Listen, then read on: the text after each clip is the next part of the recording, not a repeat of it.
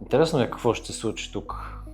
О, да. Очаквах това да се случи, но нека разгледаме защо се стигна до тази ситуация. Много често виждам това при пациенти, които идват с стар мост или стара коронка, искащи те да бъдат сменени. Когато аз ги махна, се вижда това. Защо се получава това? Защото изграждането остава в мост. Но това, което пациента не е правил, е най-вероятно не се е грижил за този мост, защото е влизала и храна, венците са се отдръпнали, не е ходил редовно на профилактика. И всъщност това е причината той да има тези зъби. Тези зъби сега това, което предстои да бъдат направени, е да бъдат почистени, да бъдат излекувани и едно ново изграждане би променило нещата и би направил картинката много по-различна. Една естествена усмивка, която пациентът ще свиква с нея години наред. Но най-важното нещо е профилактиката и поддръжката. Реално един мост може да стои в устата между 20 и повече години. Но за да стои в устата толкова време и той да е в първоначалния си вид, е много важна поддръжка. Поддръжката, която ние правим, е, че следим нещата всяка година. Пациентите идват при нас на 6 месеца, поддържаме, профилактираме венците и всички зъби в устата. Поддържаме мостовете в първоначалния вид. Затова това, което искам да ви кажа, е, че гаранцията е много важна. Но за да има гаранция, трябва човек да бъде стриктен и да идва редовно на профилактичните прегледи всяка година. Така че ако искаш да смениш старите си мостове, запази час за консултация.